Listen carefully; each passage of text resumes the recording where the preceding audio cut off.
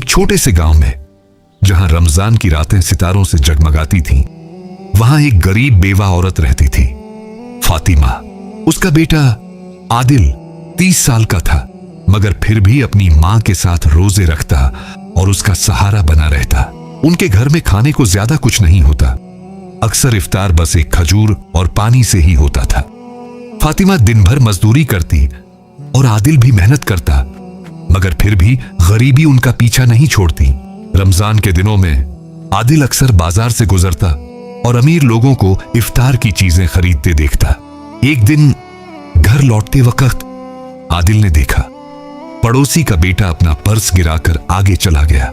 आदिल ने पर्स उठाया, अंदर कुछ नोट थे। उसके दिल में ख्याल आया, शायद ये अल्लाह की तरफ से मदद है। वो घर पहुंचा और मां से बोला, अम्मी, आज मुझे काम से इनाम मिला है।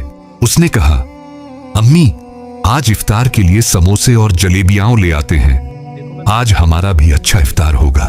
फातिमा ने पूछा, बेटा सच बोल रहे हो ना? रमजान में झूठ अल्लाह को पसंद नहीं। आदिल मुस्कुराया और बोला, जी अम्मी, मैं बिल्कुल सच कह रहा हूं। शाम को अजान हुई। आदिल बाजार से समोसे और जलेबियां लेकर आया, मगर उसका दिल बेचैन था। इफ्तार के बाद भी उसे सुकून नहीं मिला। रोजे में बोला हुआ झूठ उसके दिल को जला रहा था। उस रात उसे एक अजीब ख्वाब आया, कयामत का दिन। उसने देखा उसका झूठ एक भारी जंजीर बनकर उसे खींच रहा है और वो डर से कांप रहा है। सुबह जब उसकी आंख खुली तो उसे तेज बुखार था, मगर उसने फिर भी रोजा रखा। मां ने पूछा, बेटा क्या हुआ? आदिल ने फिर झूठ बोला, कुछ नहीं अम्मी, बस थकान है। दोपहर को अचानक दरवाजे पर दस्तक हुई। सामने पड़ोसी खड़े थे। उनका चेहरा गुस्से से लाल था। उन्होंने कहा, मेरा पर्स खो गया है। लोगों ने तुम्हें वहां देखा था। फातिमा घबरा गई, बोली, मेरा बेटा चोर नहीं, वो तो इनाम लाया था। आदिल सब सुन रहा था। उसका दिल डर से तेज धड़क रहा था। आखिरकार वो बाहर आया और बोला, अम्मी, मैंने झूठ बोला था, पर्स मैंने उठाया था, मुझे माफ कर दो, मैं बस आपको खुश करना चाहता था। फातिमा की आंखों से आंसू बहने लगे।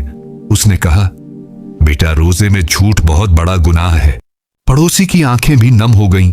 उन्होंने कहा, बेटा सच बोलने की हिम्मत सबसे बड़ी बात है।